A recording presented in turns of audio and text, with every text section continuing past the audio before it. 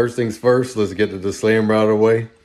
Though I am, advocating for you to join the Coast Guard, throughout this podcast, I'll talk about things as far as that aren't truly related to the Coast Guard, but I tie it in together.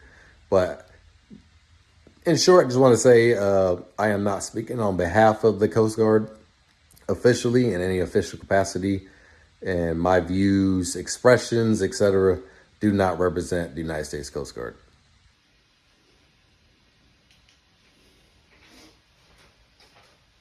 Good afternoon, everyone. Welcome to the Road Less Travel podcast. I'll be your host, Ian Brown. This podcast is going to be mostly about my life and what led me to becoming a member of the United States Coast Guard and life while in the Coast Guard. Of course, we'll talk about things, finances, leadership, mentorship. Basically going to show y'all how y'all can become successful by joining the military, and also how we can leverage the military to get ahead of our peers. So first, I'll just start off about myself. My name is Ian Brown, like I said before. I was born in March 1982 in New York City, in Queens. I don't really know too much about that part of my life because, of course, I was a baby, but I moved to Atlanta when I was 3. And this is basically where it starts, where that led me up to joining the Coast Guard. So, for starts, I was in Atlanta, of course, in 1985. The South was, of course, ruled by racism back then, right? But as a child, I had no idea that racism even existed. And I'll just share with y'all like how naive I was. And now that I look back at it, I can see like how folks were always trying to come against me to prevent me from succeeding in life. So, first, of course, I got to give a big thanks, shout out to my parents who raised me right, have me on a godly path from the beginning. Of course, I strayed away from that, but without further ado, we'll get into it. So, we moved to Stone Mountain when I was 5, and that's, for those of y'all who don't know, that's old Battle Mountain. So that's one of the places where the Confederacy lost to the Union during the World War, and that's like a big staple for the Confederacy. And so we lived there. There weren't too many minorities there at the time. I remember seeing people drive past us consistently with their rebel flags, staring at us. So I remember from a very young age, my mom having to tell us an escape plan for us to escape if anybody tried to basically harm us, right? So, and had people yelling out the N-word out their window at us, all kinds of crazy stuff. Well, my neighborhood was like a contrast to this because we had a bunch of people in my neighborhood. We had a bunch of black folks in the neighborhood. We had some Polish folks, a couple Latinos, everything. It seemed very diverse, which is actually pretty ironic, being it was like, 1987, right? So, throughout my life, of course, I did grow up in the church. Most of the churches we went to were predominantly white, mostly because at the time it was hard for us to find any black churches that had great doctrine. So a lot of the churches we went to before we checked out kept like the old, like Negro spiritual type environment, but they weren't sure about like what's what, like what does the Bible really teach, things like that. So I always wanted to make sure we went to a church that discussed the Bible in true detail, and they didn't really go into doctrine, why Christianity is, like the ultimate faith, and how it's different than all the other religions out there, because it's God making his way to us. Where a lot of other religions, you got to do what you can to work your way to God and hope that you're good enough. Whereas in this case, Jesus died for our sins, and basically we just got to accept that free gift. So that was the main difference, right? All right, so the reason why I bring this up is because there was a lot of things that would happen to me, even in church from a very young age. Like I said, I went to a predominantly white church, and at times I was treated very harshly for just doing simple, kiddish things, right? Now, at first, I didn't know any better. I was just like, oh man, I just thought they were strict. Because growing up, people were strict back in those days. This is the age I grew up in where, your teachers could whoop your butt. I remember my teacher spanking me with a yardstick, you know what I mean? So that was commonplace. So I didn't think anything about it. But then I started seeing some of my white friends, they would do the same thing. And then I started noticing how the way they were treated was different, right?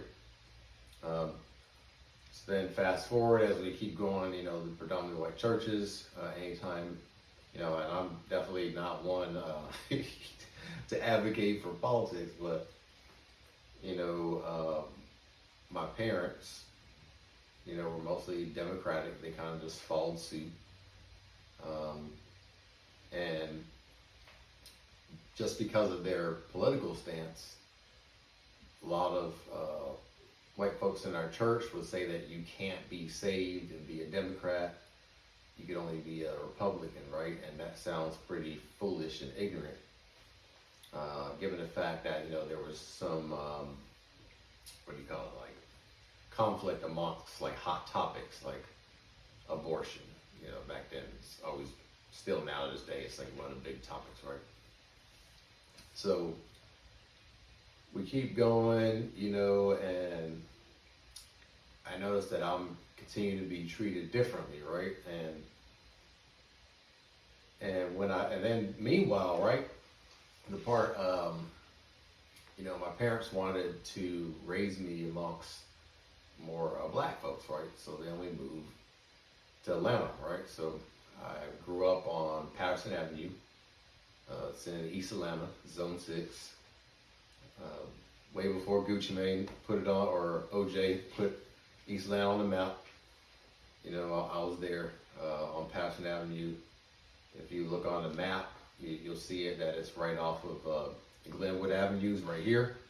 Patterson Avenue's here, and then on this other side of it is going to be Metropolitan Ave, which goes all the way up to Moreland. So that's where I was at, right? So I went to John B. Gordon Elementary School, and we'll kind of start there, right? So I was spending a lot of my time spiritually and fellowshipping and with white people at church, but then I would come home and hang out with all black people, right? And I always felt something was off that I couldn't figure out what it was, but all my black friends would tell me that I wasn't black enough. And then all my white friends would tell me, obviously I ain't white enough because I ain't white, but they would try to tell me like, oh, you're one of us, right? And I was like, I don't understand, right? So then I started like peeping game and paying attention that it had to do with the fact that I wasn't talking like everybody else, right?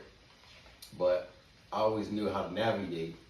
So I would talk one way when I'm at, home in my neighborhood, and I talk another way when I'm at church with folks, right? And because of that, people would call me like Oreo, things like that, right? And I was like, man, why would all the name calling? Like, I'm just me, you know what I mean?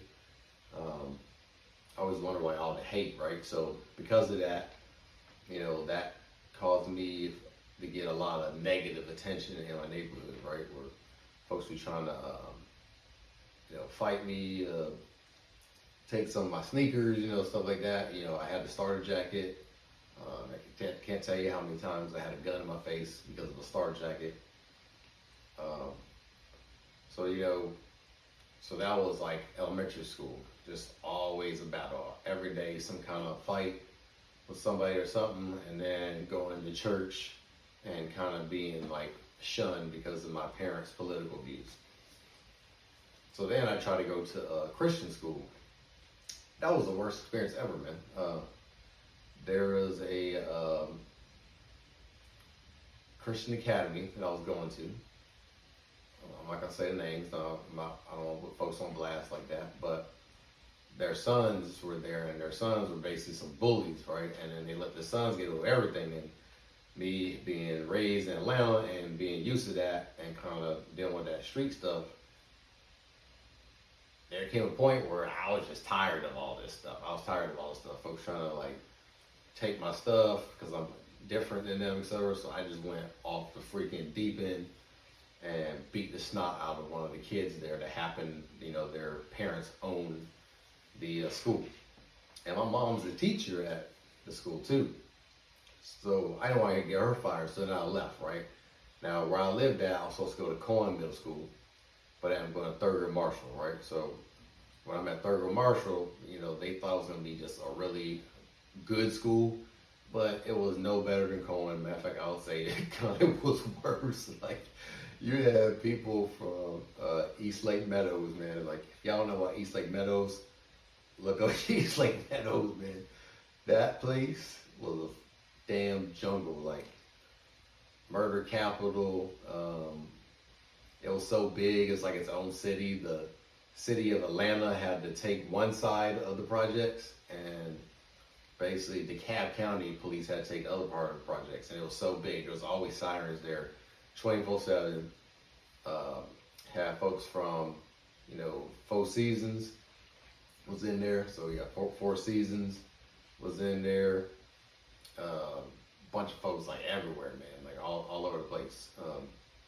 And so, of course, East Atlanta, some folks from Edgewood, Kirkwood, stuff like that. So basically, like, same thing there. They kept telling me, like, man, you don't fit in, man. You ain't hood, man. You ain't this, you ain't that. And I'm all like, here we go again, man. So every damn day was like a battle. Me having to survive amongst my own people and then being shunned when I go to church amongst other people, right? So people were always trying to tell me I ain't belong, right? And then I go to high school, pretty much the same thing, right? So I go to Alonzo Krim. I get kicked out of there. I was in the JROTC program. I get kicked out of there. I go to Grady, and I'm getting in big trouble, right? And this is where it all starts right here. They get me out of trouble. And a friend of mine who went off the deep end, I wasn't hanging out with the right people. My parents were telling me, but I kept ignoring it. This dude went off the deep end and wanted to stab me and all this crazy stuff over some he say, she say stuff, I went to go get a gun to protect myself. Of course, it was illegal. I was 14 at the time. Didn't know any better. Who knows what happened to that gun? I don't even want to know what it had on it. Nothing like that, right? So then I moved to Snellville, Georgia. Let's just put it like this. There were 5 minorities in the school in the neighborhood where I went, right? So this is the first time, here I am now, I finally felt like, okay, maybe I'll get treated a little bit better because, I don't have to pretend to be one way, but then I kept being shunned because of my ethnicity, right, because of my skin color. So I remember getting pulled over coming out of my house, out of my own driveway by police, like dealing with that nonsense. Folks call me the N-word, and of course when I beat the snot out of them, they want to try to call the police on me and suspend, right? So I always learn how to navigate these things a little bit differently, which, truth be told, I didn't tell anybody, but I wrote the Gwinnett County superintendent and complained about it, saying that this dude called me the N-word, and I beat snot out of him, and I'm the only one that got suspended. I just wanted him to be suspended too. So About a month later, yeah, the principal got found out that he was being racist and he got fired. So, hey, and say, man, you got what you deserve. So that happened, right? So meanwhile, then I get kicked out of South Gwinnett High School, is where I went. This was my last chance, I was being told, to get kicked out of all Georgia public schools. So I go to the Give Center, that's in Lawrenceville, Georgia. I get out of there, right? And, you know, this was a good lesson learned on why you shouldn't try to fit some mold, even though people try to. Because I kept trying to fit all these different modes to try to belong, right? And because of that, I always get in trouble. And the one time that I'm getting ready to get out of the Give Center and go back to regular public schools, somebody flooded the bathroom and they automatically thought it was me because I was a troublemaker before, right? And once again, here I am, you know, having to deal with this all because my skin color.